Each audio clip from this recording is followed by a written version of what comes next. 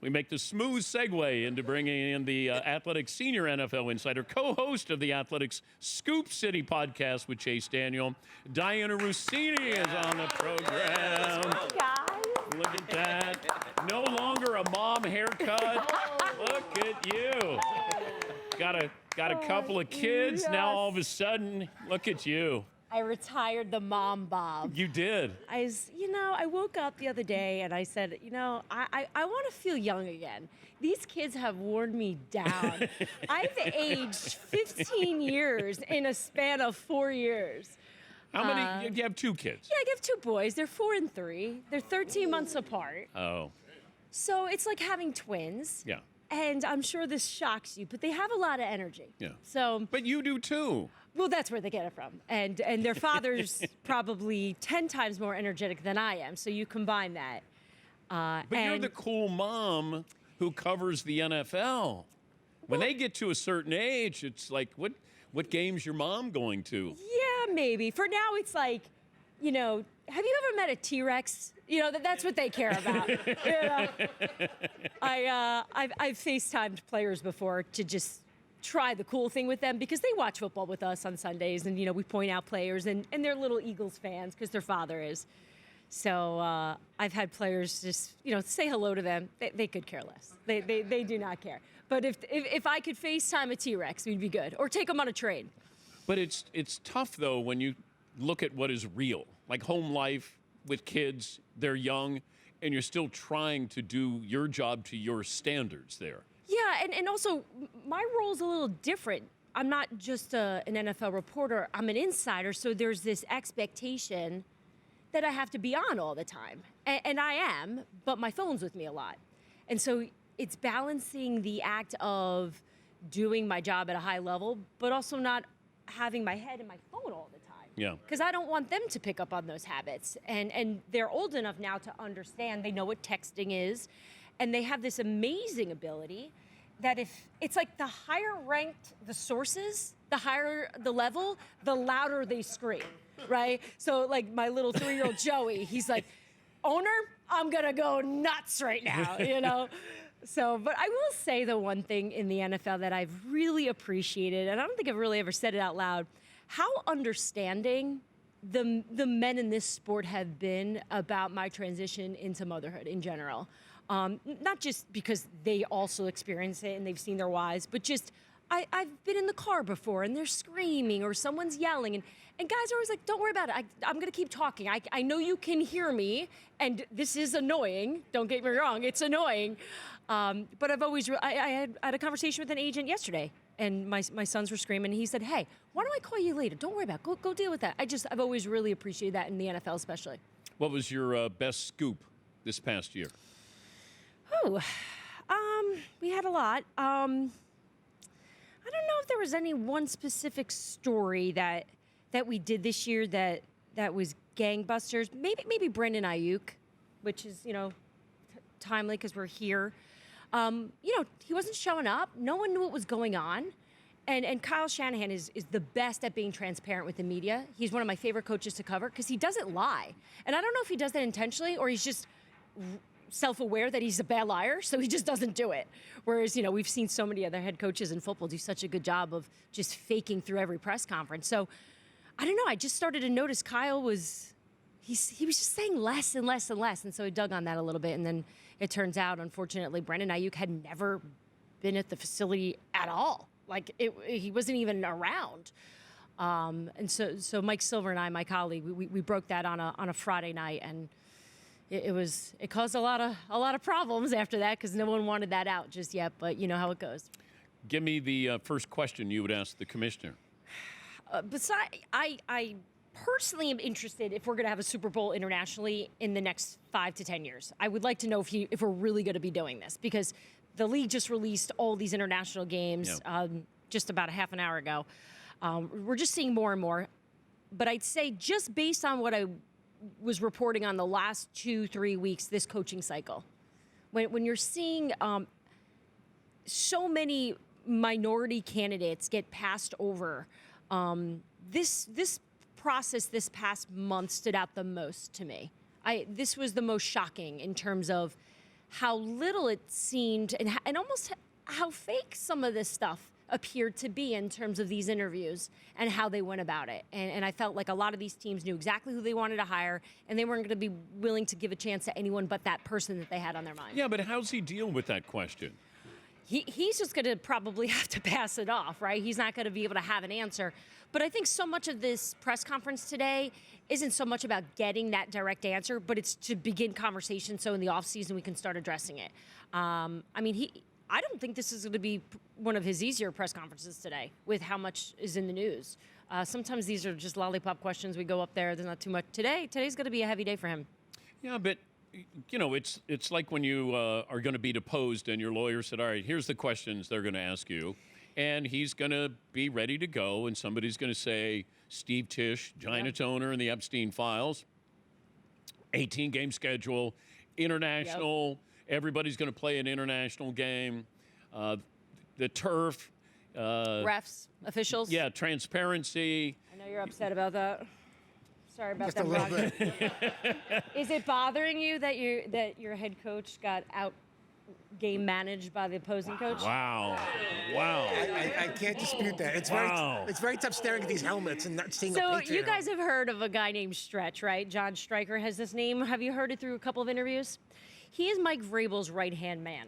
Oh. He's the genius behind that 6'4", 260-pound head coach. He's the brains in there. That he's actually Stretch is actually 6'6" himself.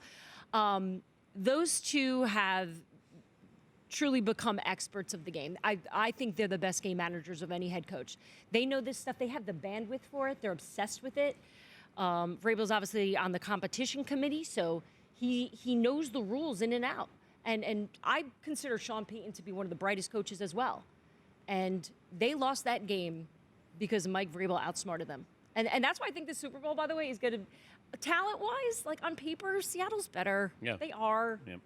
But this could come down to something weird and bizarre that Vrabel pulls out of his back pocket just because he knows it so well.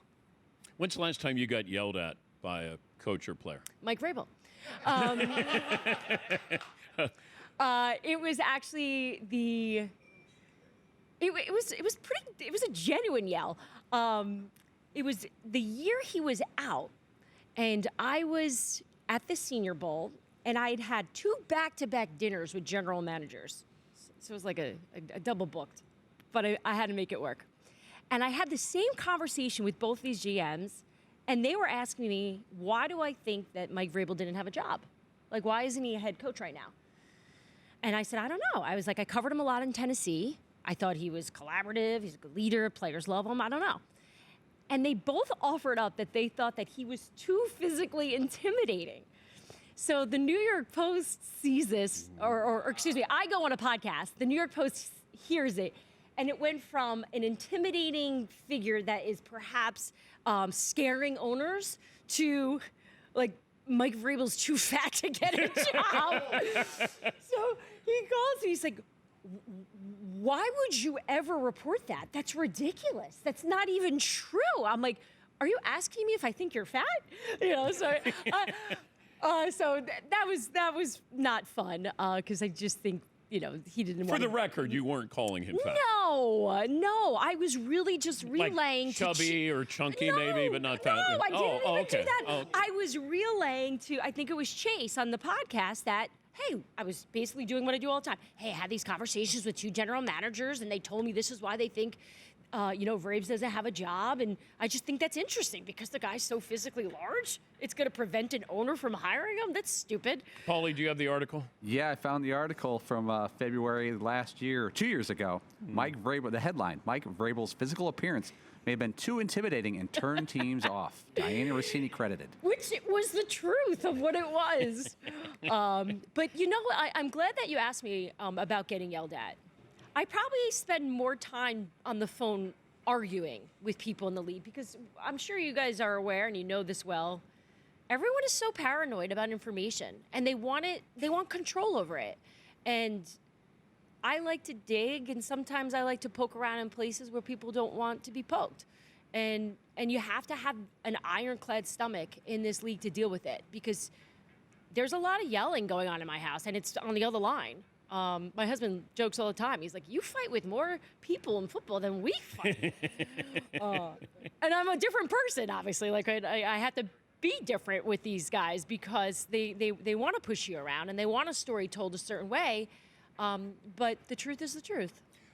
Do you think we're playing a Super Bowl outside the United States in 5? If I said 5.5 years, the over/under, because everything's gambling. So it is. I do. I think. Where? I think.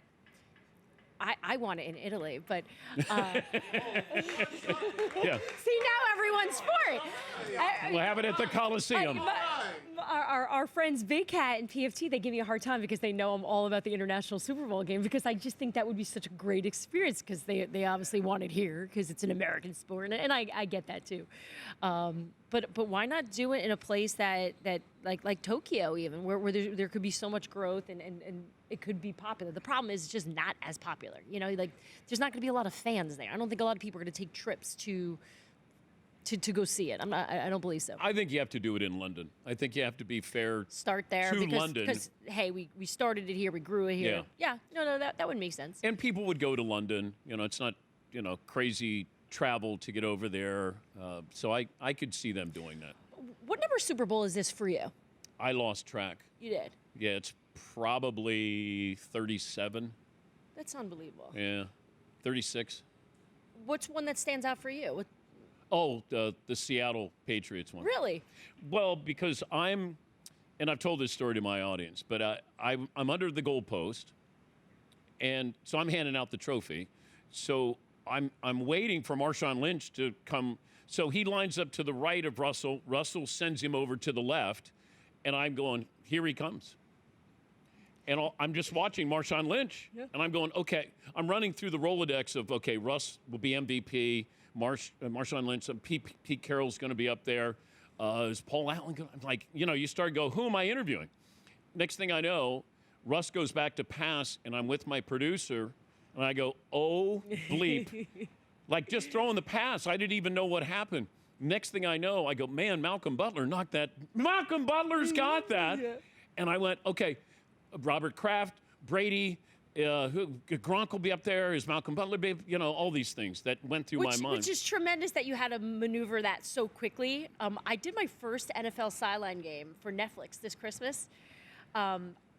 Usually when you guys have seen me on TV, it's pregame, postgame. XFL I did sidelines, but I mean, what was that? I don't know what that was.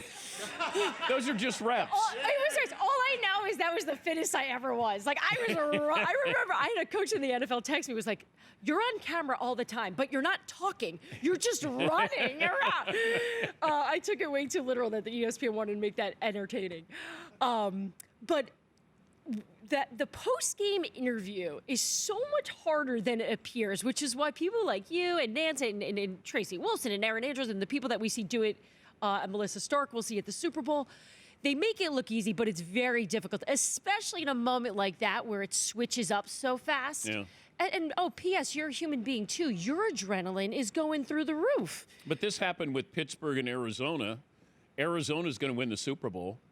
Ben leads them down, throws the touchdown pass. So I'm doing Rolodex with the Cardinals, and then all of a sudden Ben throws the perfect pass, and all of a sudden I'm going, now I'm on the podium, and then here's Ben. Ben thinks he's the MVP. I don't even know who the MVP is because Santonio Holmes just caught this, and it happens so quickly, and it's like 30 seconds before you're going live. Yep. And I'm yelling down to anybody, who is the MVP? Nobody's saying anything because it's chaos. And then somebody walks by eventually. I'm going to say 5 times I yelled out, who is the MVP? Can somebody tell the MVP? Meanwhile, I got the Steelers are coming up. I got Ben coming up. And I'm like, and somebody yells out, Holmes! And I go, oh, my God. Then I get in my headset. Joe Namath's bringing the trophy up. And, the commissioner's going, are you going to introduce me? Are you going to introduce me? I said, yeah, I'll introduce you. Like, it's chaos. And then it hits you that there's 100 million people watching. And all you want to do is get off the stage. That's it. And I just remember I got off the stage, and I just remember it's chaos, confetti, players. And it's as if I'm in a vacuum. I didn't hear any noise whatsoever. I just walked to my trailer at NBC and sat in there for like a half hour. And I'm going, oh my God, I don't know what just happened. But it was, Kurt Warner, Larry Fitzgerald, they're going to win this. Okay. And then all of a sudden, I completed that touch. Yeah. Good night. Back to you, Bob. Not much. No. How long does it take you to go to sleep after a night like that? Because again, that long adrenaline time, again is time. just like it pumps through you. Long time. It's one of the greatest moments because I didn't tell anybody I was handing out the trophy in my family. Oh, so they're sitting at home watching. Well, and, yeah, you got people saying you're handing out the trophy, and I'm like, yeah, but I didn't want to tell them. I wanted them to watch in real time, and so I didn't tell anybody. But I went back, and I remember I turned on an episode of The Office. And I just sat there by myself and I had a beer. I'm in a trailer and I'm going, I don't know if this is supposed to be, but it was great. You just did your job. Yeah. And then I went and I had a beer and I sat and watched an episode of The Office, and then that was it. Yeah. So, 100 million people. Now I've screwed up, by the way, in front of 100 million people. But yeah, but was Twitter around when you did that? no. No, that's the tough part, right? I mean, even just like I was having this conversation with someone last night. Even just journalism in 2026, and I'm not going to bore everybody with that conversation of how it's so difficult to report and accurately and thoroughly without people taking apart your piece. And really putting it out the way they would like to. So we did a story, Alec Lewis and I, my colleague who covers the Minnesota Vikings very closely, he and I did a story yesterday on why they fired their general manager. And essentially, we laid out all the reasons. It was the draft picks that they didn't hit on, some of the free agents, obviously the quarterback situation, right? The timing of all this was bizarre. But we peeled it back a little bit more to remind the readers, like, hey, remember, this was a little bit of an outside-the-box hire. This is someone that came from Wall Street and finance. Like, this isn't like some guy that was, working in 17 different organizations and working his way up. And part of the difference in the way he managed was he took paternity leave for his first and second child, actually, while he was the general manager of the Vikings. So he took about 2 weeks off. He didn't go to practice. He worked remotely. And that's all anyone can talk about now is that he was fired because he took maternity, which is not what he did not get fired because he took maternity or paternity leave. Yeah. But this is just kind of this is where that's a sexy poll quote for somebody to Yeah. go, man, can you believe that? And you're like, it's terrible because it's not the truth. It's not fair to the Minnesota Vikings. If anything, the conversation that needs to be had is probably, does the league need to maybe change the culture a bit and allow dads to take a little bit more time for their partners and for their babies? I can tell you my husband tried doing that, and day 5, I'm like, go to work. Go to work, stop looking at me, stop touching me, stop holding the baby. No one likes you here, and I definitely don't. And then I got pregnant again, so that didn't last long. Parent, you let him touch you. Yes, I did. Dianna Russini, the Athletics senior NFL insider, co-host of the Athletics Scoop City podcast with Chase Daniel. Thank you for stopping by. Thank you. It's so lovely to meet you in person. And all of you. Thank we'll you. take a break. Last call for phone calls, what we learned, what's in store tomorrow, right after this.